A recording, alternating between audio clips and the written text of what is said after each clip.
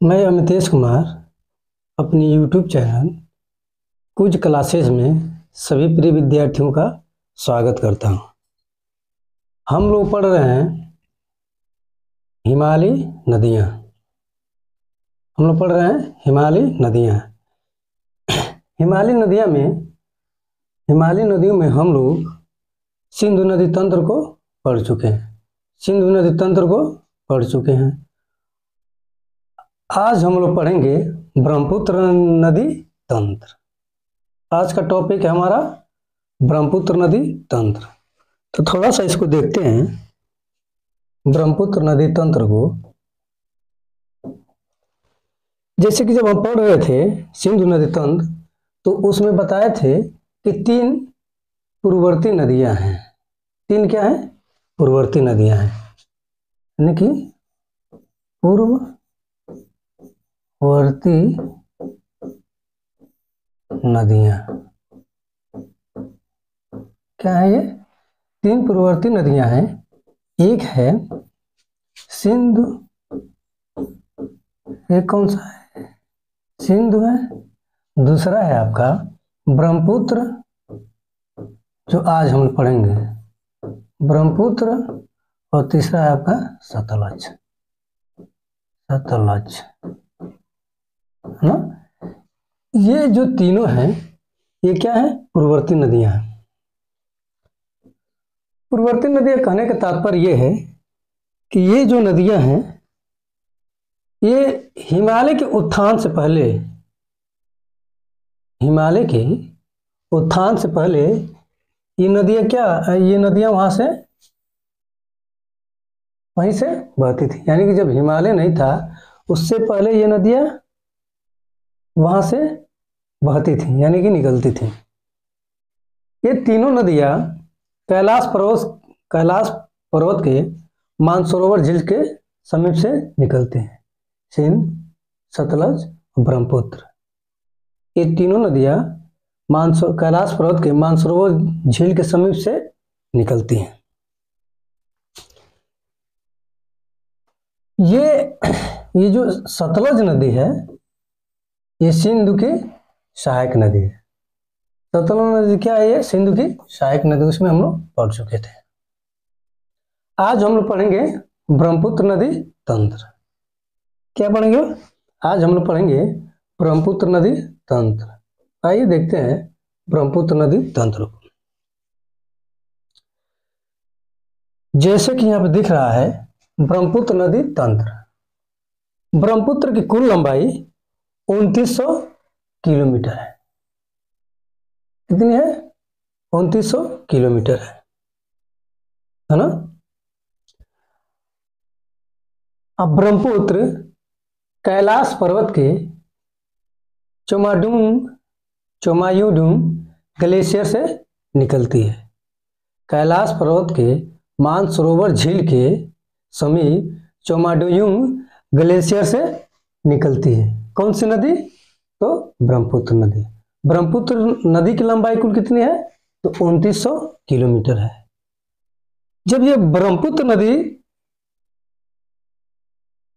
चोमायुडुंग glacier से निकलती है, ये मान लीजिए ये ब्रह्मपुत्र नदी यहाँ से निकल रही है, तो यहाँ से यू टर्न लेती है। तो ये जो नीचे है, ये सभी क्या है? हिमालय का क्षेत्र है। यानी कि ये हिमालय के समानांतर बहती है। हिमालय के समानांतर 1100 किलोमीटर। कितना? हिमालय के समानांतर 1100 किलोमीटर बहती है। और यहां जाके क्या करती है? दिहांग गार्ज बनाती है। यहां जब क्या करती है? अरुणाचल प्रदेश में दिहांग गार्ज बनाती है। और ये नामचा बारवा पर्वत है। कौन सा है? नामचा बारवा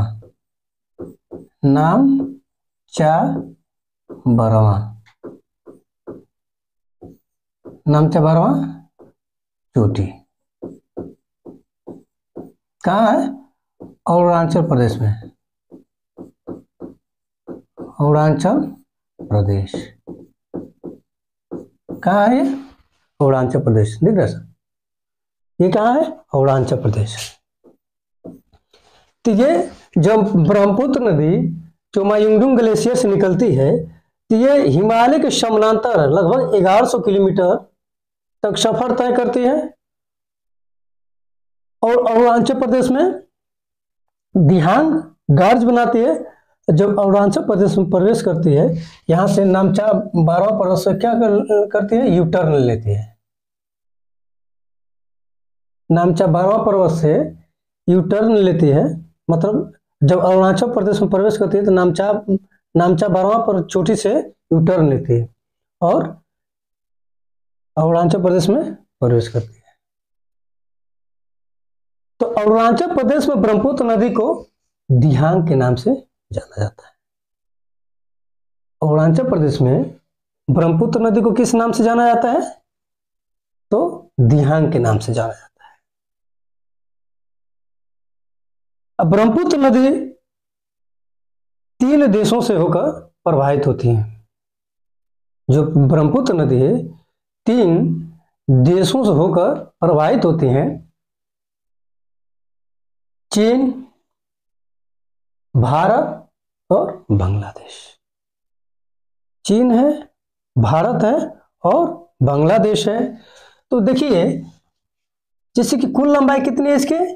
2900 किलोमीटर, जिसमें चीन में सबसे ज्यादा जो इसका क्षेत्र है किसमें है? चीन में। सबसे ज्यादा इसका क्षेत्र किसमें है? चीन में, 1625 किलोमीटर। कितना है? 1625 किलोमीटर। और वही भारत में इसकी लंबाई है 916 किलोमीटर। भारत में इसकी कितनी लंबाई है? 916 किलोमीटर। अब बांग्लादेश में आएंगे तो इसकी लंबाई है 360 किलोमीटर। यानी कि सबसे कम ब्रह्मपुत्र बांग्लादेश में प्रवाहित होती है, सबसे ज्यादा चीन में प्रवाहित होती है। अब थोड़ा इसके जो ब्रह्मपुत्र नदी है इसको अलग अलग नामों से किस किस क्षेत्र में जाना जाता है, थोड़ा सा उसको हम लोग देखते हैं। जैसे कि जब हम तिब्बत में आएंगे, ये जो तिब्बत है, ये तो तिब्बत है। जब तिब्बत में आएंगे तो तिब्बत में इसको सांगपो कहा जाता है। क्या कहा जाता है? सांगपो। तिब्बत में इसको क्या कहा जाएगा? सांगपो कहा जाएगा, है ना। जब यू टर्न लेकर अरुणाचल प्रदेश में जब प्रवेश करती है तो इसको कहा जाता है दिहांग, जो कि दिहांग गार्ज का निर्माण भी करती है।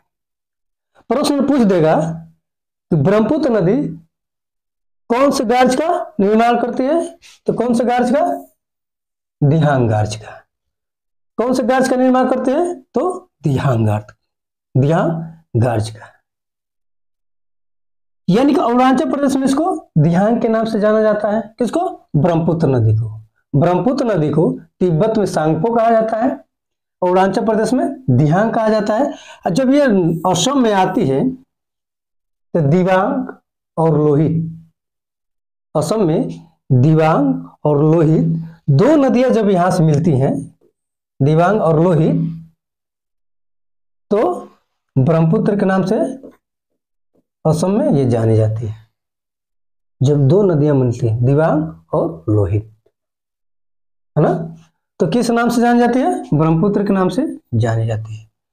और जब ये आती है, जब ये बांग्लादेश में डेल्टा बनाती है, तब कौन से नाम से जानी जाती है? जमुना के नाम से जानी जाती है। कौन से नाम से? जमुना के नाम से जानी जाती है। और यहीं पे सबसे महत्वपूर्ण बिंदु पे हम लोग चर्चा करेंगे। ये ब्रह्मपुत्र भारत के अरुणाचल प्रदेश, असम, पश्चिम बंगाल, मेघालय, नागालैंड और सिक्किम, है ना। अरुणाचल प्रदेश, असम, पश्चिम बंगाल, मेघालय, नागालैंड और सिक्किम राज्यों से होकर प्रवाहित होती है ना। ये राज्यों से होकर प्रवाहित होती है। कौन कौन से? अरुणाचल प्रदेश, असम, पश्चिम बंगाल, मेघालय और नागालैंड। तो भारत के अरुणाचल प्रदेश, असम, पश्चिम बंगाल, मेघालय, नागालैंड और सिक्किम से प्रवाहित होती है। तो अगर प्रश्न यही बना दे कि ब्रह्मपुत्र नदी भारत के कितनों राज्यों से प्रवाहित होती है? तो अरुणाचल प्रदेश, असम, पश्चिम बंगाल, मेघालय, नागालैंड और सिक्किम। 1 2 3 4 5 6, यानी कि ये कुल भारत के 6 राज्यों से होकर प्रवाहित होती है। इनका नाम भी जान लिए। अब आते हैं इसके दाईं ओर से मिलने वाली नदियां और इसके बाईं ओर से मिलने वाली नदियों का चर्चा करेंगे। लेकिन आगे चलते हैं, आगे इसका क्या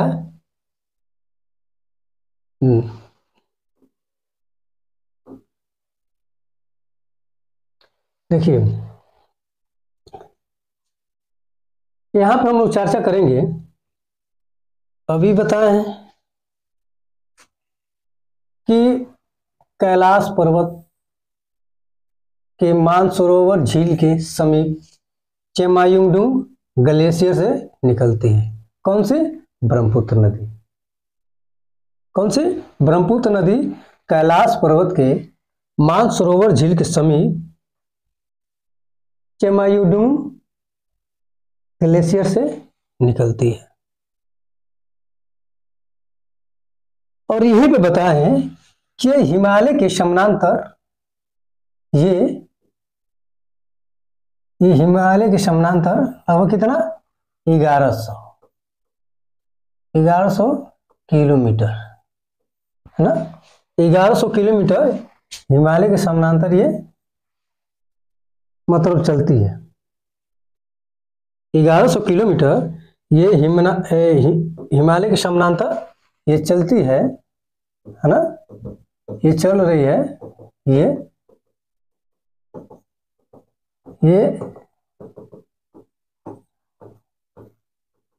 चल रही है ना। और ये पश्चिम से पूर्व की दिशा की ओर प्रवाहित होती है।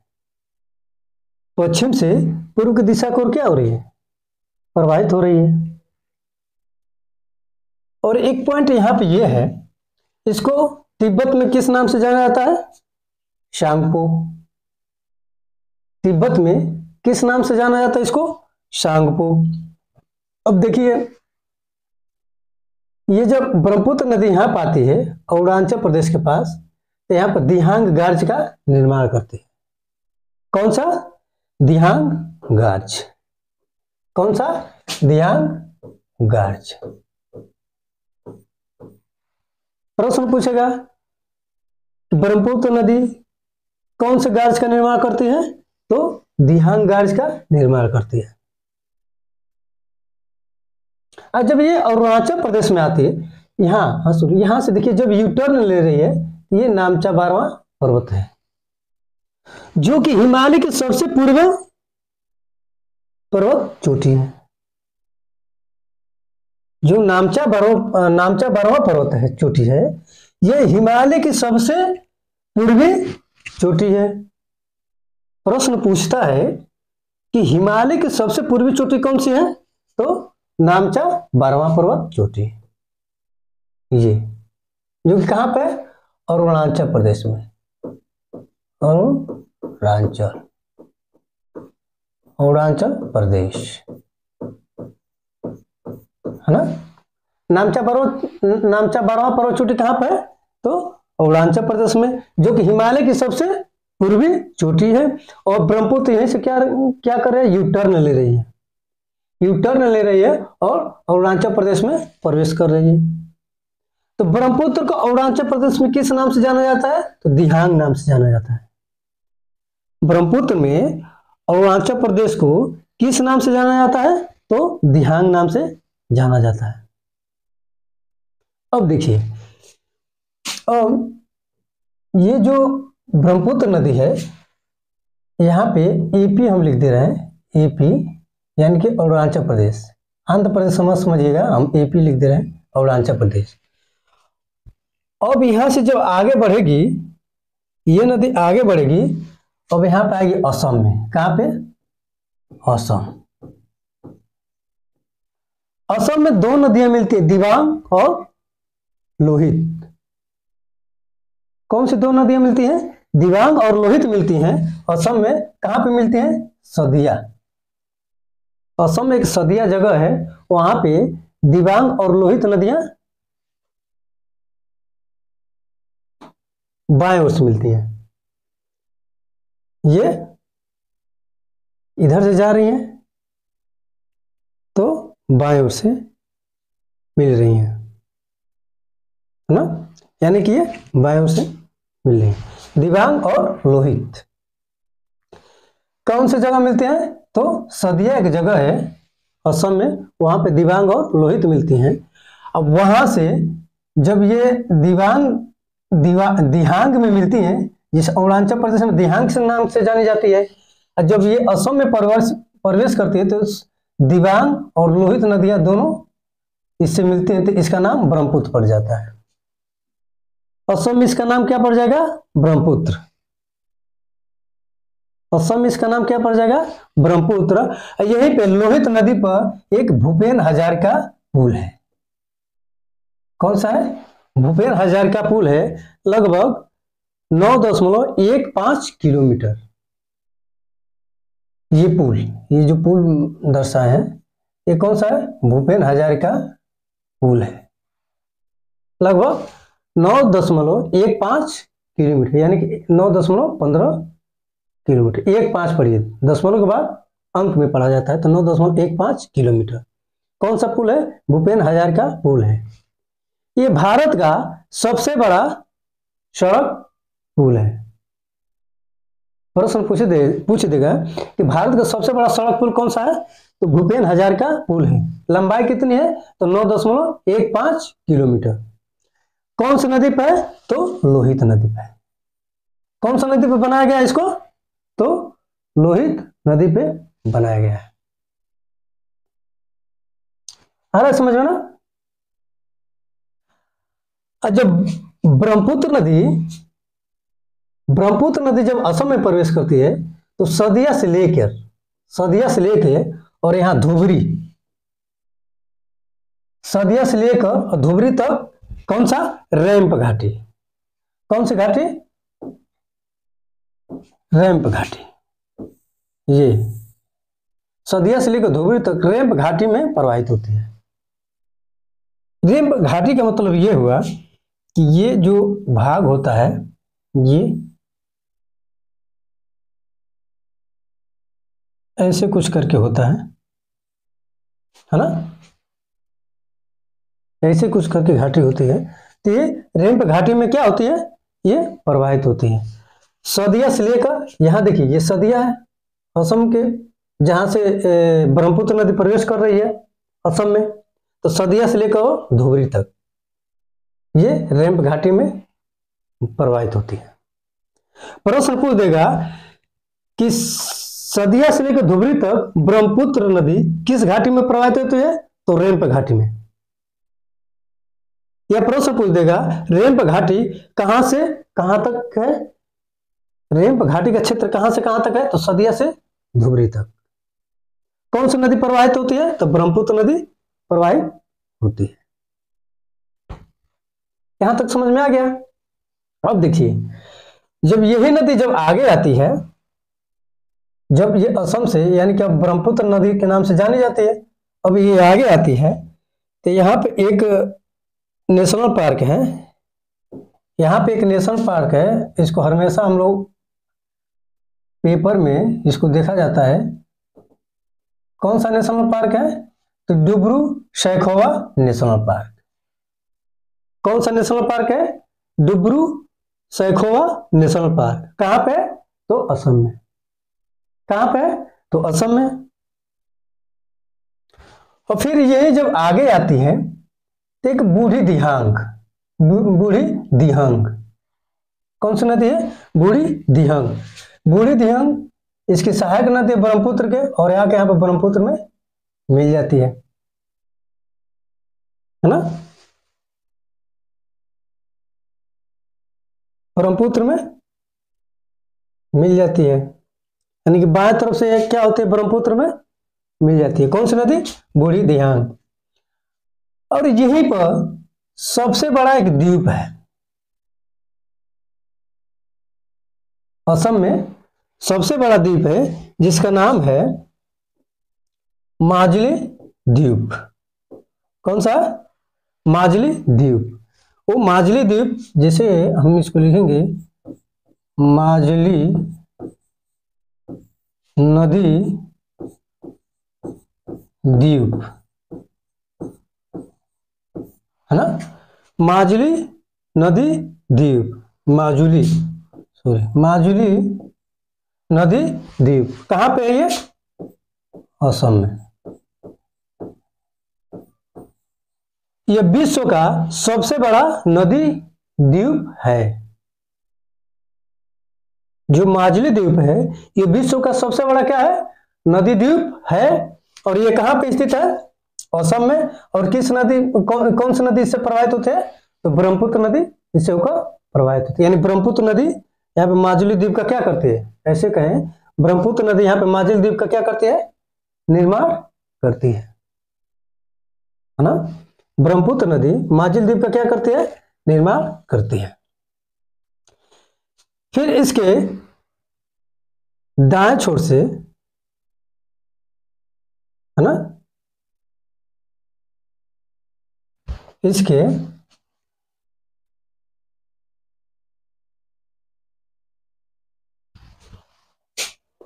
दाएं छोर से सुबनसिरी नदी निकलती है, मिलती है। कहां से? तिब्बत से सुबनसिरी नदी आती है और ब्रह्मपुत्र में यहाँ पे मिल जाती है। फिर इसके बाएं छोर से धनसिरी नदी निकलती है, तिब्बत में मिल जाती है। धनसिरी नदी लेसांग पर्वत चोटी से निकलती है। कहां से? लेसांग पर्वत चोटी से निकलती है। और लेसांग पर्वत चोटी कहां पे? तो नागालैंड में। प्रश्न पूछ देगा कि लेसांग पर्वत चोटी कहां पे है? तो नागालैंड में है। और यहां से कौन सी नदी निकल रही है? धनसिरी नदी निकल रही है और जाकर ब्रह्मपुत्र में मिल जा रही है। फिर आपका कामेंग नदी इधर से आती है और ये आकर ब्रह्मपुत्र में यहाँ पे मिल जाती है।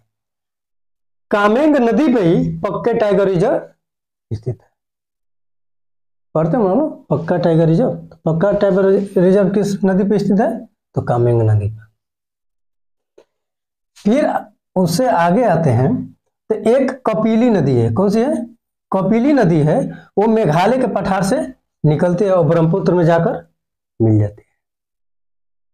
जो कपिली नदी है मेघालय के पठार से निकलती है, ब्रह्मपुत्र नदी में जाकर मिल जाती है। ये सभी क्या है? बाएं तरफ से मिलने वाली नदियां हैं। दिबांग, लोहित, बूढ़ी दिहांग, धनसिरी, कपिली, ये सभी क्या है? बाएं तरफ से मिलने वाली नदियां हैं। अब एक आते हैं, एक देखते हैं, ये मानस, जो दाहिने तरफ से निकलती है और यह आके ब्रह्मपुत्र में मिल जाती है। यहीं पर स्थित है मानस नेशनल पार्क। कौन सा स्थित है? मानस नेशनल पार्क स्थित है। मानस नदी के तट पे मानस नेशनल पार्क स्थित है। तो ये कहां पर आ जाती है? ब्रह्मपुत्र में मिल जाती है। फिर एक नदी है संकोशी। संकोशी भूटान से निकलती है और ये आगे ब्रह्मपुत्र में धुबरी के निकट मिलती है। यानी कि दाहिने तरफ से भूटान से निकलती है संकोशी नदी और आगे ब्रह्मपुत्र में धुबरी के समय मिल जाती है। और फिर उसके आगे आते हैं तो दाहिने तरफ से तीस्ता नदी निकलती है। कौन सी नदी? तीस्ता नदी। कहां से निकलती है? तो जेमू ग्लेशियर से निकलती है। कहां से निकलती है? ये जेमू ग्लेशियर से निकलती है और ये जब ब्रह्मपुत्र मिलती है तो इसको क्या कहा जाता है? जमुना कहा जाता है। इसको क्या कहा जाता है? जमुना कहा जाता है। और जमुना के नाम से ये बांग्लादेश में क्या करती है? प्रवेश करती है। दिख रहा है ना, ये जमुना के नाम से बांग्लादेश में क्या कर रही है? प्रवेश कर रही है ना। फिर एक नदी मिलती है इसे, इधर से आती है बराक नदी। एक कौन सी नदी? ये बराक नदी। कहां से? मणिपुर से। यहां पे आइए, इधर से आती है मणिपुर से एक बराक नदी आती है। कौन सी नदी? बराक नदी। बराक बराक नदी कहां से? मणिपुर से। कहां से? मणिपुर से। और ये यहाँ की कहां मिलती है? ब्रह्मपुत्र मिलती है, मतलब जमुना मिलती है। तो किस नाम से जानी जाती है? मेघना के नाम से जानी जाती है ना। यानी कि जब तीस्ता ब्रह्मपुत्र से मिल रही है तो जमुना के नाम से जानी जा रही है। जब तीस्ता ब्रह्मपुत्र से मिल रही है तो जमुना के नाम से जानी जा रही है। यही जब जमुना आगे आ रही है तो जब जमुना से आकर बराक नदी मिल रही है तो मेघना के नाम से जानी जा रही है। ये जो पद्मा है, जो गंगा है, गंगा जब बांग्लादेश में प्रवेश करती है, किसमें? बांग्लादेश। जब बांग्लादेश में गंगा प्रवेश करती है तो इसको पद्मा के नाम से जाना जाता है। कहने का मतलब ये है कि जब गंगा बांग्लादेश में प्रवेश करेगी, जब तक ये भारत के क्षेत्र में रहेगी तब तक ये किस नाम से जानी जाएगी? गंगा। और जब गंगा बांग्लादेश में प्रवेश करेगी तो इसको कौन सा नाम दे दिया जाएगा? पद्मा। और पद्मा जाकर फिर यहाँ पे मिल जाती है ब्रह्मपुत्र, यानी मेघना मिल जाती है। और मेघना के नाम से ये सबसे बड़े डेल्टा का निर्माण करती है। सबसे बड़े डेल्टा का निर्माण करती है। तो कौन कौन सी नदी मिलकर करती है? ब्रह्मपुत्र और गंगा। ब्रह्मपुत्र और गंगा दोनों नदियां मिलकर विश्व का सबसे बड़ा डेल्टे का निर्माण करती हैं।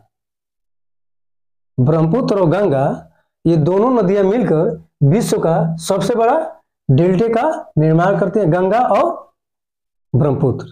तो गंगा को जब बांग्लादेश में आती है तो पद्मा कहा जाता है ना। कौन कौन से? गंगा प्लस ब्रह्मपुत्र, है ना। ये दोनों सबसे बड़े डेल्टे का निर्माण करते हैं। गंगा को बांग्लादेश में क्या कहा जाता है? पद्मा। और ब्रह्मपुत्र को बांग्लादेश में क्या कहा जाएगा? जमुना। क्या कहा जाएगा? जमुना। यहां तक समझ में आ गया। अब यहां पे देखिए, हाँ, लोहित नदी को यहां पे एक पॉइंट और समझिएगा। जो ये लोहित नदी है इसको खूनी नदी भी कहा जाता है। प्रश्न ये पूछा है कि लोहित नदी को और किस नाम से जाना जाता है? तो खूनी नदी के नाम से जाना जाता है, क्योंकि इसके क्षेत्र में, इसके बहाव क्षेत्र में लाल मिट्टियां पाई जाती है, जिसके कारण यहाँ के पानी, जो यहाँ का जल होता है, क्या हो जाता है? रेड कलर का हो जाता है। इसलिए इसको खूनी नदी की भी संज्ञा दी गई है ना। थोड़ा सा हम लोग जब आगे बढ़ेंगे, तो आगे हम लोग देखते हैं थोड़ा सा यहाँ पे,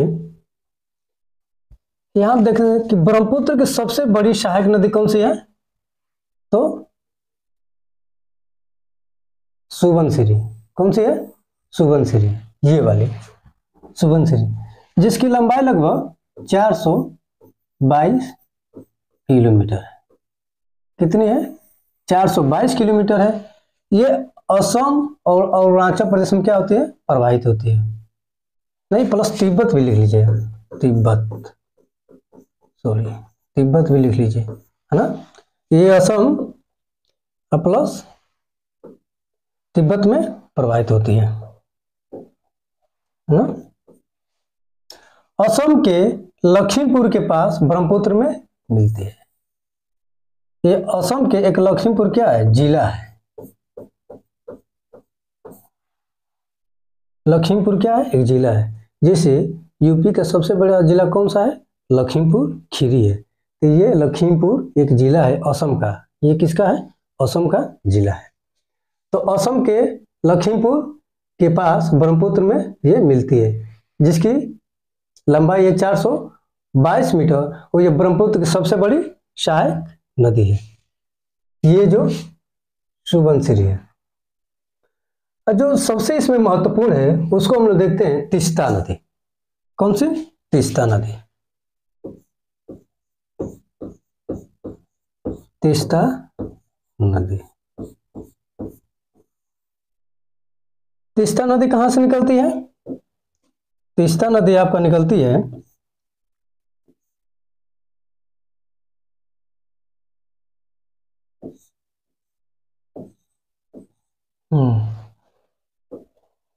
कभी कभी इसको हो जाता है कुछ। तीस्ता नदी कहां से निकलती है, तो ये सिक्किम,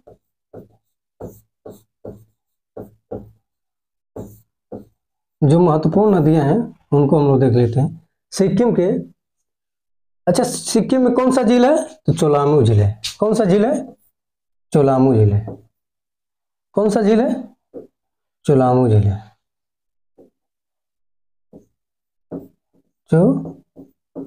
चोलामू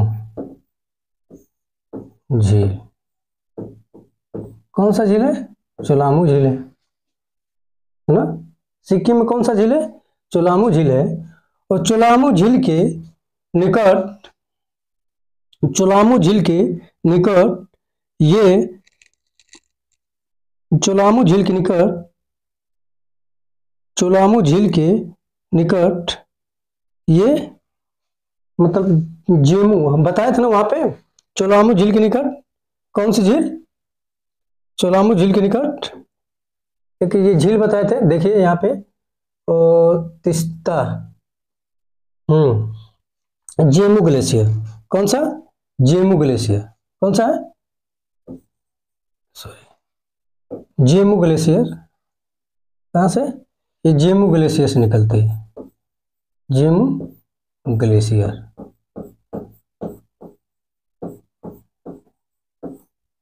जेमू ग्लेशियर से निकलती है चोलामू झील। प्रश्न पूछ देगा तीस्ता नदी का तो किस झील से होता है, तो जेमू ग्लेशियर से। कहाँ मिलती है, तो ब्रह्मपुत्र में आकर मिल जाती है। कहाँ मिलती है, ब्रह्मपुत्र में आकर यहाँ पे मिल जाती है। चोलामू झील जेमू ग्लेशियर से निकलती है। अब थोड़ा सा हम लोग देख लेते हैं ब्रह्मपुत्र की कौन कौन सी सहायक नदियां हैं। ब्रह्मपुत्र की कौन कौन सी सहायक नदियां हैं, तो ब्रह्मपुत्र की सहायक नदियों को जब हम लोग देखेंगे तो सुबनसिरी है ना। अगर यहाँ पे देखा जाएगा तो कौन सा, सुबनसिरी है, कामेंग है, मानस है, संकोश है, तीस्ता है। एक जिया भरेली है, एक पिथुमारी है। कौन सी है, ये तो है, फिर एक क्या है, जिया भरेली, फिर कौन सी नदी है, पिथुमारी, ये है पिथुमारी। कौन सी नदी है, पिथुमारी, पगला दिया। जिया भरेली, पिथुमारी, एक है पगला दिया। कौन सी है, पगला दिया। ये सभी क्या है, ये सभी क्या है, ब्रह्मपुत्र की सहायक नदियां हैं। ये सभी क्या है, ब्रह्मपुत्र की सहायक नदियां हैं। और जानते हैं कपेली है, कपिली है और मानस है। जैसे कि अगर जो ओवरऑल ब्रह्मपुत्र की सहायक नदियों को पूछ दिया जाए तो देखिए जिया भरेली, पिथुमारी, पगला दिया, फिर सुबनसिरी, कामेंग, मानस, संकोश, तीस्ता, फिर यहाँ से दिबांग, लोहित, धनसिरी, बराक, कपेली। ये सभी क्या है, ब्रह्मपुत्र की सहायक नदियां हैं। तो देखिए ये जो नाम है ये बहुत इंटरेस्टिंग है।